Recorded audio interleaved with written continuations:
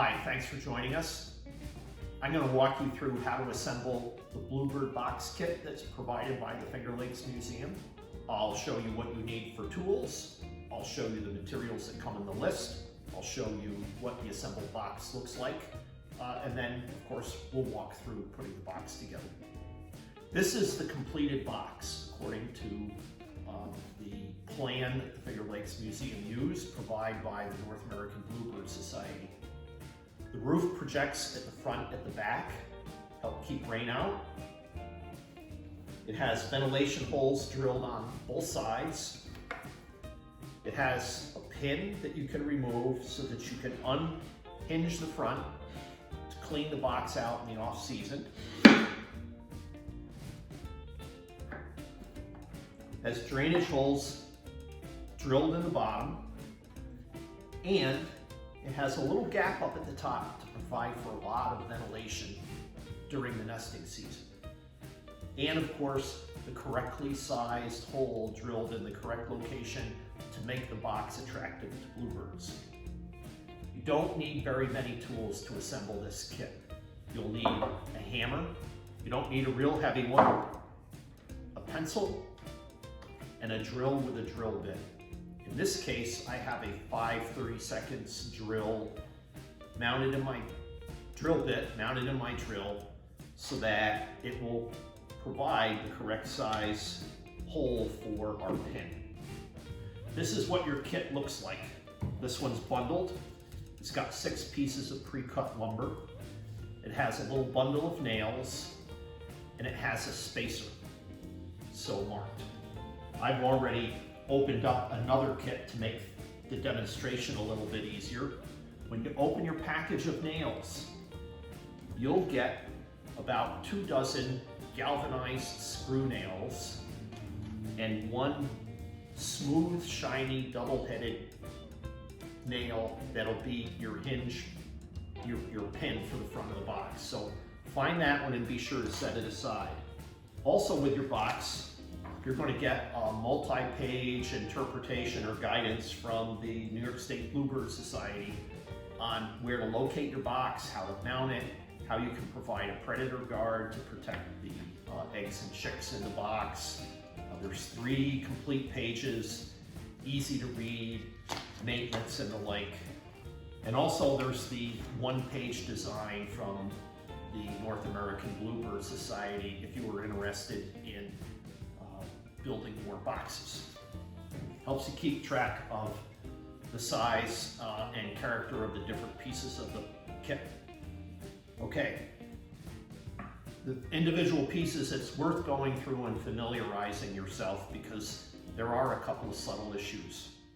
The bottom has 5 drainage holes, and it has an F marked on it for front, and that's because the bottom is not a simple square, it's a rectangle. Front of the box with a pre-drilled entrance hole. The back of the box. Back of the box has no pre-drilled holes, but what you do need to note is one end is cut at a bevel or an angle that's not a simple 90-degree like the other end. So I'm going to note that bevel and set that aside. The 2 sides of the box. Each side, again, has 3 pre-cut ventilation holes at the top of the sides, and there are pre-drilled assembly holes along the back, the bottom, and the sides of your kit, the front rather. And here's the roof of the box. The roof of the box also has a bevel pre-cut, as opposed to a simple 90-degree end. It has 1, 2, 3, 4, 5, 6 pre-drilled nail holes. And we need to draw a pencil line on this so that we can line this up correctly in assembly of the box. So here's how we're going to do that. This is our first activity in actually assembling the box. I'm going to set the back of the box here on the table with the long end of the bevel laying flat, and I'm going to use these 2 boards for measurement because it's just simple and easy. lay them down. There they are. I have the edge of the board lined up with the short edge of the bevel. And on the back side, I've just drawn an extra line that'll help me line this up later. So I'll set that aside. Set 5 or 6 of your screw nails where you can easily reach them. Take the back of your box. Look at the front of the box where it's easy for me to reach. Set a side down. I'm just going to stack this on here. And I've got the bevel on the back of the Bluebird box lined up evenly with the bevel or the long slope of the side. I'm going to sit in front of the box here. You don't have to be fancy about anything with that for now because you're not going to nail this. It's just there for support. And there's the other side of my box. If I have all of these bevels, the back, everything is lined up neatly, I can put 3 nails in these pre-drilled holes. Don't drive them in all the way the first time, and I'll show you why. Tap, tap, tap. Tap them in a little bit and just go back and make sure that you've got these lined up where you want them. And if they're there, now I'm secure knowing I can drive them home and that'll work out the way I want it. Now I'll just flip this over. Again, I'm just using the front of the box as support so that I get this lined up correctly. I've got my bevels where they should be. Everything's kind of flat and in proper alignment. And 3 more screw nails on the back side of the box.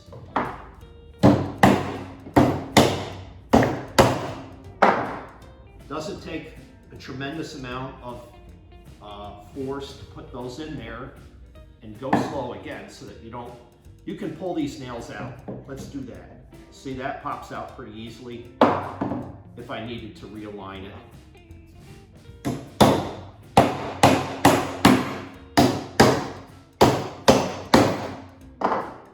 Okay, I'm going to take the front of the box out of here for a moment. Let's do the bottom. Don't forget we've got a little F for front. Doesn't matter which way you line this up, as long as the front is in the front of the box. Slide that down in place like that. Nice alignment there. Everything's lined up. This is butted up against the back of the box correctly. You can see the lines that were drawn in building the kit line up with these pre-drilled holes.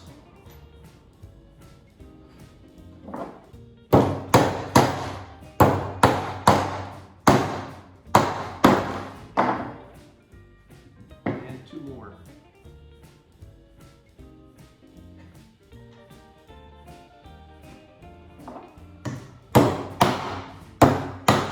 Everything lines up. Finish it up. Boy, it's a lot closer to a box, isn't it? We're getting close. So now we're going to do the front. We're actually only going to put 2 nails in through the sides on the front of the box. And don't forget, those nails are going to act like a hinge. Just 1 nail here and 1 nail here.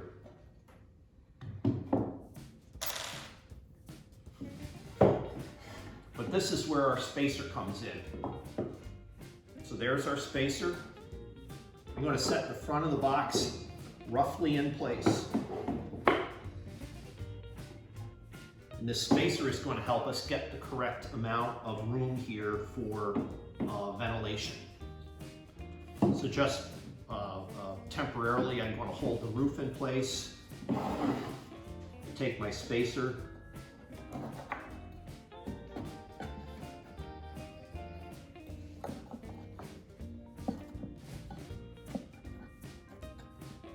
slide that up. Now I've got my surfaces are flush with each other, and I need just 2 nails for this.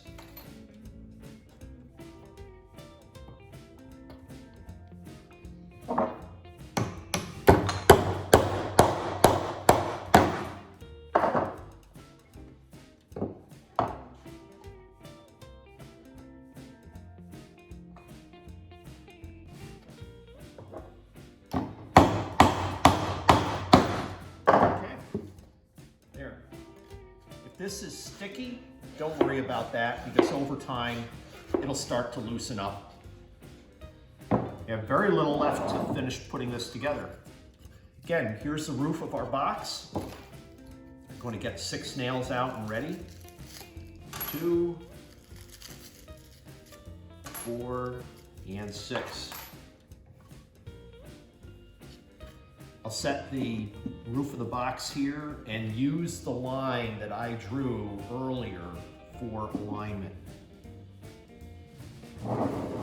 Right there.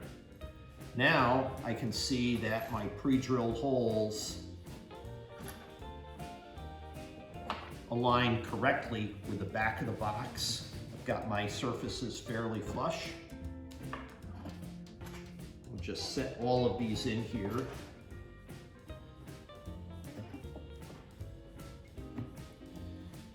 Turn this around and just brace it against my leg. This doesn't require, again, a lot of force. Tap that in there easy. Make sure you got it. And you might, as the carpenters say, you might shine a nail out through here in the back. That's okay. The Bluebirds don't care, and your box will still stay together quite nicely.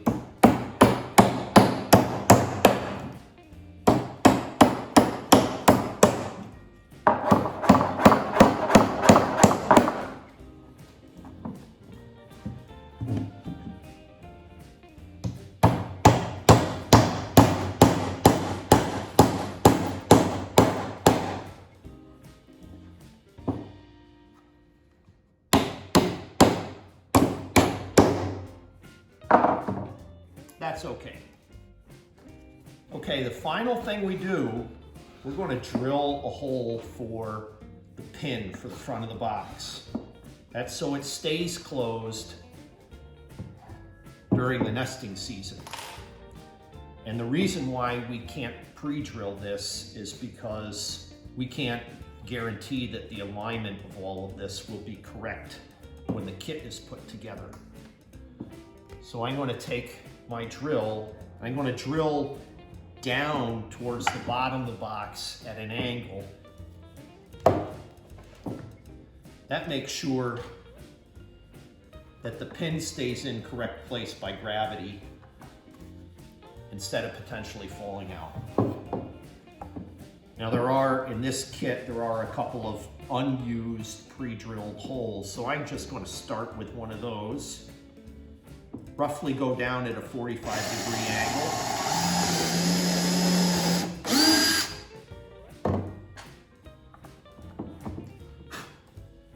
There you go. About 10 minutes, you got a nice Bluebird box. You've got some guidance on where to install it. You've got another pattern sheet if you want to make another. Go out and have some fun and help the eastern bluebird, the state bird of Missouri and the state of New York.